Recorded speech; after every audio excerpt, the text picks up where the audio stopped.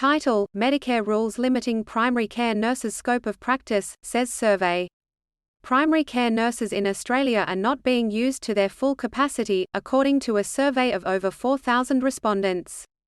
The Australian Primary Health Care Nurses Association found that a third of nurses working in settings such as general practice and aged care felt they were being underutilised or delegated menial tasks. These nurses also believe that their knowledge and experience could be better used to support patients with multiple chronic diseases, but Medicare rules limit their scope of practice to basic tasks. The Nurses Association has called for more flexible funding for practices to use nurses to their full potential. South African miner adds to green portfolio with new Century Tailings Project acquisition. Multinational metals miner Sibanye-Stillwater has acquired the New Century Zinc Mine Tailings Project in Queensland's North West Minerals Province as part of its move to build a portfolio of green metals. The South African firm cited Australia's stable mining industry and rich critical minerals deposits as major draws to the region. In addition to its mining projects, the company is involved in mine tailings retreatment, where waste is reprocessed to extract any metals left behind during the initial mining process. Sibanye-Stillwater is one of the world's largest primary producers of platinum and gold. Title: Demons triumph over Magpies in King's Birthday Showdown. Description: Melbourne secures crucial 4-point win over Collingwood in a thrilling King's Birthday clash. Publication date: Monday 12 June 2023, 4 hours 51 minutes and 35 seconds plus 0000 link. Melbourne held on against a late charge from Collingwood to record a crucial 4-point victory in front of a packed MCG crowd. The D's overcame their poor goal-kicking to snap the Magpies' 8-match winning streak with an 8.18 66 to 9.8 62 win. Despite the late surge from Collingwood, Melbourne's Bailey Fritsch kicked 3 goals in a low-scoring affair, and Jack Viney was the best on the field with 32 disposals. Melbourne's win puts them within reach of the AFL's top 2, while Collingwood remains atop the ladder. Cancer patients' travel time cut from 4 hours to 2 minutes. Annette Mary Porter, a cancer patient from Griffith, New South Wales, no longer has to travel 4 hours for her fortnightly appointments. This has been made possible by the opening of the Griffith Cancer Care Centre, which offers bulk-billed cancer treatment. Previously, Ms. Porter had to travel to Wagga Wagga, often spending thousands of dollars on accommodation and travel costs. However, the new centre will save her both time and money, and provide comfort during a difficult and traumatic experience. The community push by Murray MP Helen Dalton and care advocates resulted in the state and federal governments committing to funding bulk billing at Griffith's new centre. No law exists to stop businesses from refusing cash. Why do some people care so much? Some businesses have stopped accepting cash, claiming that it speeds up service and improves safety and security for their staff. However, some customers believe it is their right to pay with cash. Facebook groups like Call Out Cashless Businesses encourage boycotting businesses that do not accept cash payments, claiming it is an infringement of personal rights. Although some businesses prefer not to accept cash for convenience and security reasons, some customers believe it is a denial of freedom and rights. There are currently no laws to stop businesses from refusing cash payments. Mitchell Moses submits dazzling Origin audition as Parramatta down Canterbury. Parramatta Eels halfback Mitchell Moses made a case for his selection in the New South Wales State of Origin team with a brilliant performance against Canterbury Bulldogs. Moses helped his team to a 34-12 win, setting up 2 tries and dominating the game from start to finish. The Lebanon international is now the frontrunner to replace Nathan Cleary in the New South Wales number 7 jumper for Game 2 in Brisbane on June 21. The win also saw Parramatta register their 3rd straight victory for the first time this season. Title: Qantas scraps gender-based uniform guidelines for better inclusivity. Qantas, Australia's national airline, has announced that it is updating its uniform guidelines to better reflect modern expectations and promote inclusivity. The airline is scrapping its gender-based uniform categories for staff, allowing them to choose whether to wear makeup, opt for flat shoes, and have long hair, regardless of gender. The changes come after insistence from labor unions to scrap rules, including the requirement for female staff to wear makeup. Other airlines around the world have made similar changes to promote individuality and cultural heritage, including British Airways and Virgin Atlantic. Gender equality and organizational behavior experts have applauded the move as leading by example. From the NBA to grassroots sport, this exercise scientist is on a mission to empower First Nations kids. Sports scientist Emily Hall is developing Mob Moves, a program for First Nations children aimed at providing lifelong health and social benefits across Indigenous communities. Through movement-based games and connection to culture, the program fosters skills such as teamwork, communication, emotional regulation, and positive relationships with physical activity. By starting young, the program aims to benefit participants in the short, medium, and long term. The pilot program has been co-designed by the community's local health service and aims to improve school attendance, build positive relationships with peers and community, and establish a healthy relationship with exercise. Title: Highview College launches independent review into workplace behavior. A regional private school in Maryborough, Highview College, has initiated an independent investigation into its workplace behavior following an incident where 2 African students were excluded from class due to their hairstyles. An independent workplace health and safety expert will review whether the school is in compliance with workplace policies, procedures, and behaviors, and whether all staff and students are entitled to work and learn in a safe and respectful environment. The principal, Melinda Scash, will be taking a leave of absence for the duration of the review process with the approval of the school board. Toby Price wins record 9th King of the Desert title at Finke Desert Race. Motorsport legend Toby Price has made history by winning his 9th King of the Desert car title at Australia's grueling Finke Desert Race. Price claimed victory in the car section for the 3rd consecutive year, breaking the record for the most overall wins in the race's history. He described the win as a dream come true and said he was committed to returning for his 10th podium win. In the bike section of the race, David Walsh claimed overall first place for the 4th time. The Finke Desert Race is considered one of the toughest off-road races in Australia. Transparency experts slam Tasmanian government secrecy over planned stadium. Transparency and integrity experts are criticising the Tasmanian government's reliance on claims of cabinet confidentiality to avoid releasing departmental advice about its controversial plan to build a stadium on Hobart's waterfront. The proposed $715 million stadium is opposed by Labor and the Greens, who argue the money would be better spent improving housing and health services. Last month, 2 Liberal backbenchers quit the party to sit as independents, citing a lack of government transparency about the stadium as a key reason for their move. Critics say that the government's secrecy goes against its promise of integrity and accountability.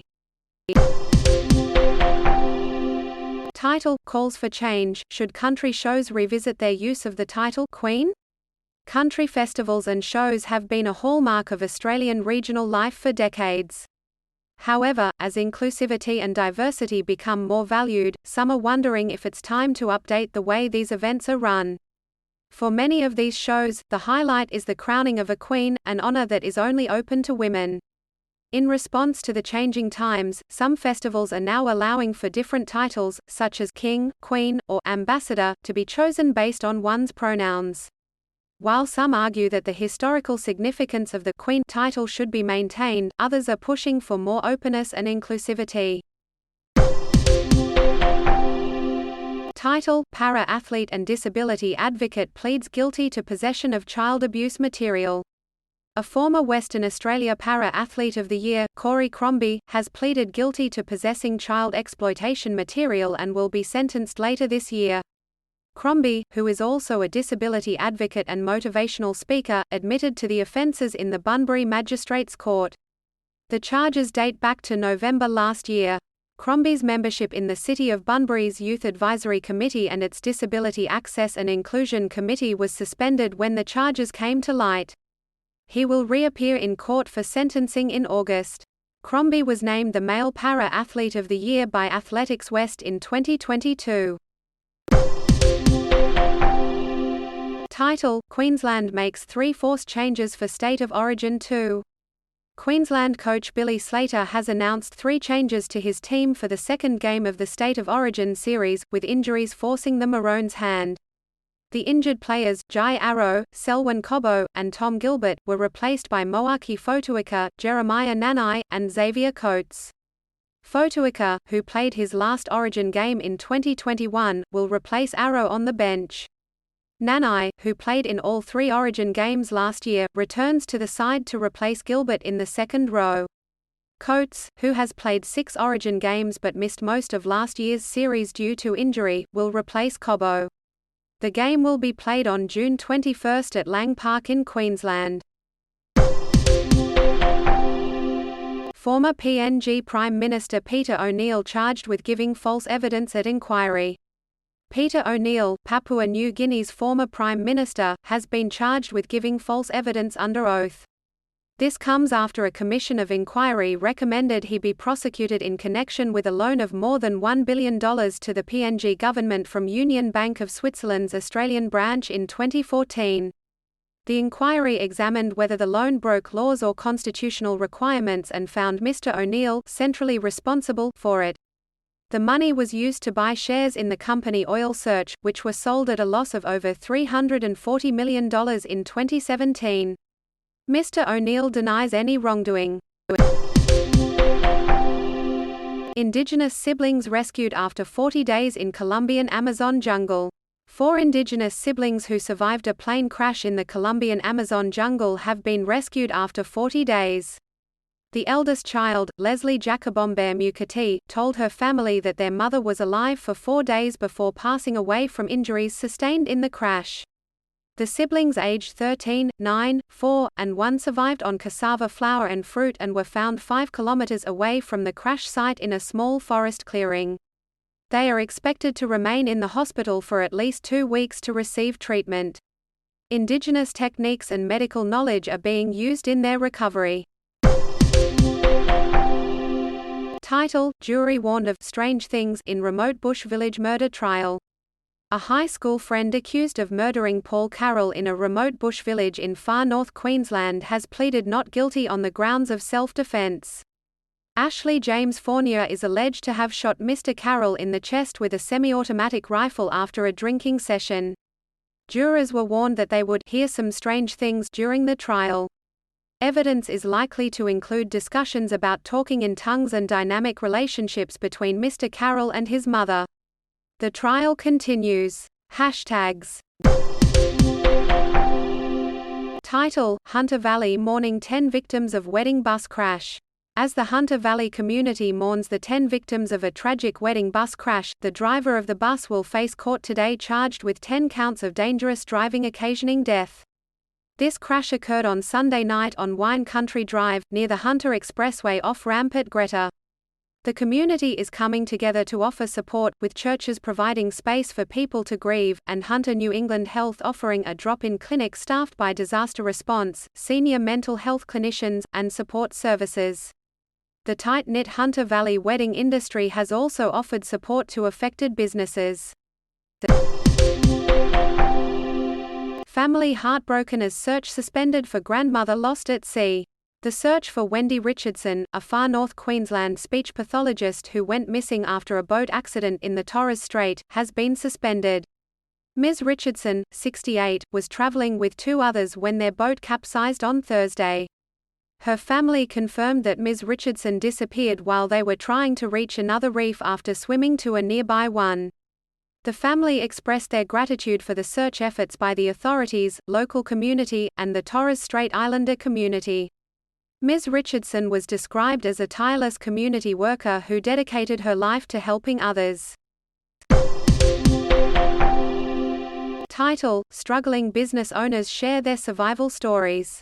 As the cost of living rises, small business owners are feeling the pinch. With supply costs, power bills, and wages all increasing, coupled with decreased customer demand, many are struggling to keep their doors open. Some have even had to lay off staff, one of their biggest expenses. To shed light on this issue, we want to hear from struggling business owners and workers who have been let go. Share your stories with us and our journalists may reach out to investigate for TV, radio, digital, or social media coverage. Together, let's shed light on this important topic. Link. British tourists missing after Red Sea boat fire. 3 British tourists are missing after a scuba diving boat they were on caught fire off Egypt's Red Sea coastline. Witnesses say the boat carrying tourists on a scuba trip was engulfed by flames in a matter of minutes. In a short statement, Egypt's Red Sea Governorate said 12 crew members and 12 British tourists were rescued when a medium-sized scuba diving boat went up in flames near resort town Marsa Alam on Sunday. A search party has been launched in the hope of finding 3 British tourists who are yet to be accounted for. The tourists have not been identified. Source.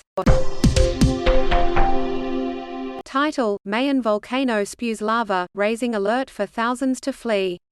The Philippines' most active volcano, Mayon, has erupted, spewing lava down its slopes and putting tens of thousands on alert of a life-threatening explosion. As of today, over 12,600 people have fled the mostly poor farming communities within a 6-kilometer radius, while thousands more remain within the permanent danger zone below Mayon. The high-risk zone may be expanded as the eruption's intensity increases, according to the Philippine Institute of Volcanology and Seismology. Mayon is one of 24 active volcanoes in the Philippines, and it last erupted violently in 2018, displacing tens of thousands of villages.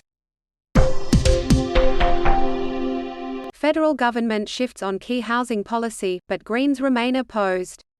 The Australian federal government has shifted its stance on a key housing policy in a bid to gain support from the Senate crossbench. Housing Minister Julie Collins has agreed to amend the Housing Australia Future Fund legislation to guarantee yearly spending, rather than a cap of $500 million per year. However, the Greens still plan to vote against the bill, with housing spokesperson Max Chandler Mathers stating that the policy does not go far enough to address the current housing crisis. The HAF remains a contentious issue, with the coalition already ruling out support. Woman whose child drowned in stormwater drain released from custody after drug trafficking guilty plea. A woman whose 3-year-old child drowned in a stormwater drain in Townsville has been released after pleading guilty to drug trafficking and related charges. Katie Jade Ogston Hughes, 27, was sentenced to a 3.5-year prison term, but the entire sentence was suspended due to her early guilty plea, lack of relevant criminal history, and rehabilitation efforts. Ogston Hughes, who had a history of drug use since she was 12, trafficked methamphetamines and cannabis over an 8-month period that began in August 2021. More than $30,000 was deposited in her bank account from cash and electronic transfers during the same period. Bus driver charged over crash that killed 10 people in Hunter Valley. A 58-year-old bus driver has been charged over the crash that killed 10 people and left more than 20 injured in the New South Wales Hunter region on Sunday night. The bus was travelling from a wedding at Wandon Estate at Lovedale to the town of Singleton just after 11:30 p.m. on Sunday, when it rolled at a roundabout on Wine Country Drive as it was entering the Hunter Expressway in Greta. The bus driver from Maitland has been charged with 10 counts of dangerous driving occasioning death, drive manner dangerous, and negligent driving occasioning death. Hashtags. Former Italian Prime Minister Silvio Berlusconi dies, aged 86. Former Italian Prime Minister Silvio Berlusconi has died at the age of 86 following an extended battle with leukemia. The billionaire businessman created Italy's largest media company and used his wealth and media prowess to launch himself into politics in 1994. Berlusconi's many critics accuse him of using his power to protect his own business interests, leading to Italy's weak economic record, hidebound bureaucracy, and unchecked corruption. Despite a string of diplomatic gaffes and scandals, Berlusconi survived due to his can-do exuberance and voters repeatedly buying into it. A state funeral will be held at Milan Cathedral on Wednesday. British girl, 11, shot dead in family garden in western France over years-long dispute with neighbour. An 11-year-old British girl has been tragically shot dead in her family's garden in Brittany, France, following a years-long dispute between neighbours over land. During a warm evening in the village of Saint Herbot, a Dutch neighbour shot at the family several times, injuring the girl's parents and leaving her father with life-threatening wounds. The couple's second daughter was unharmed but was in a state of shock. The motive is not clear, but the case has been handed to the public prosecutor in Brest. The shooting occurred just days after the stabbing of 4 children and 2 adults in the peaceful town of Annecy.